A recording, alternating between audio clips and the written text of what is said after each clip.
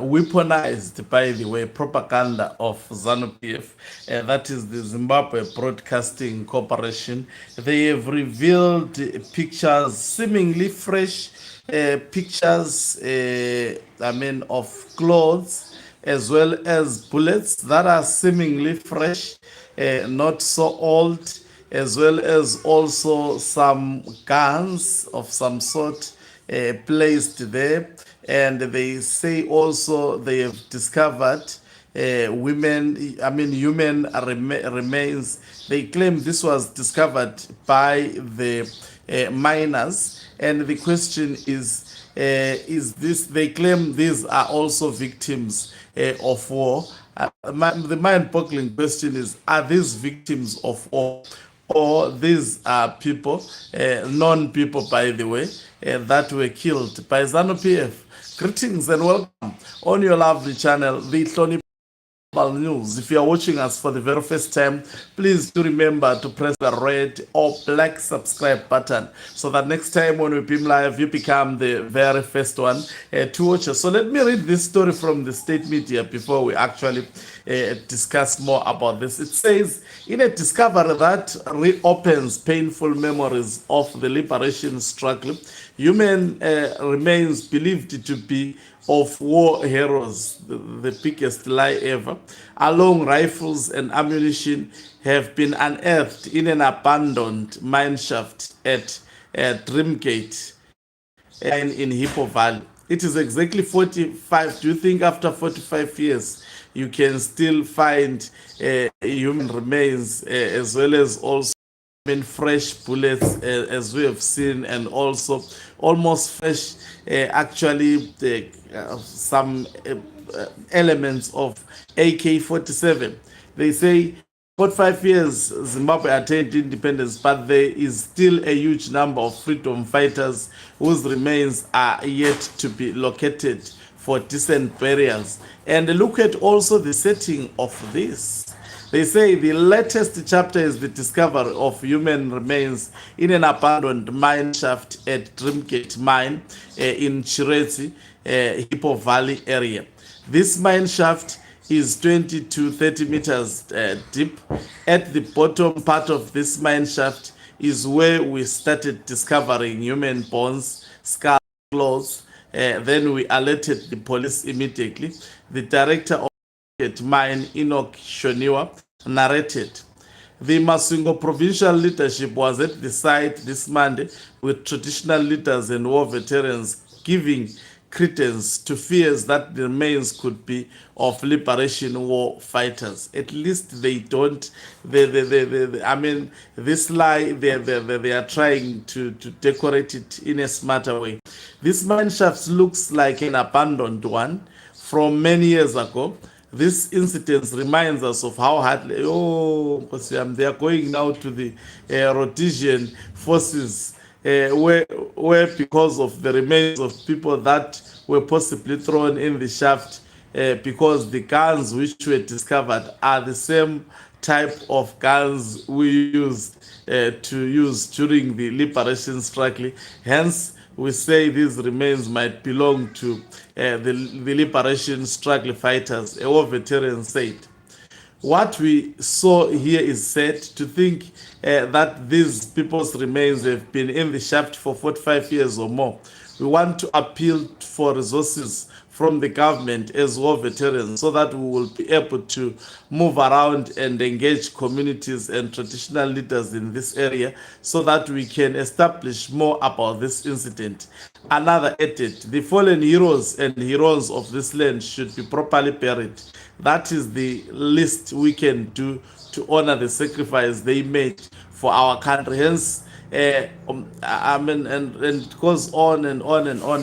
The thing is, I can't read something which I can see it was concocted. Looking at these pictures, I'm actually scrolling through at these pictures. They look to be fresh pictures.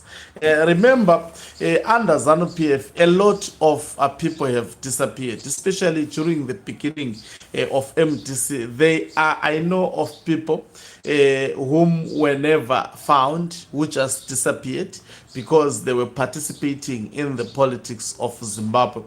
Now, they claim that these may be fighters during the liberation war. Let me assure you, in all communities, I remember even in my community, where I come from, I used to learn at a school called Zenka Primary School. For those who it's in Ngai, for those who have been at Zenka Primary School, where we used to do our assembly, you see, my grandmother used to tell me that, you see, in that assembly of yours where you guys gather, that is where the soldiers of Kukurawundi were actually killing and burying people. Underneath that assembly, if you can dig, there is a place where we use to do our assembly. Underneath that assembly, if you dig there, you will find the skulls of many people. They were taken to that missionary schools, and then they will just dig not so deep and bury the people after killing them. I'm talking about people who were killed during the Kukurawundi genocide. The government has never been worried about. There are many bones in Zimbabwe. That is why this country is not even going forward. Of people who were killed by ZANU PF, many, and we have been told of many places where, if you go in our rural areas, they will tell you so and so was buried there, was actually buried by soldiers there. But we are afraid to do that because people still have got the memories of Kukurawundi genocide and the fact that the people who did that, they are still in charge of the country. So these clauses appear to be very, very new. They appear to be very, if they were really, fighters during Rhodesia. Other fighters, Rhodesian fighters kill all of, individuals. Definitely there are some who will survive. Unless if it was cowards. But under normal circumstances, when there was a shootout, there are some who will actually escape and run away. And they will, even the members of the community, as soon as the fighting was ended, people will go to actually identify. They will know if there was a burial that took place, white people buried some people. The elders will tell you, this place, that's where the Rhodesian army buried some people.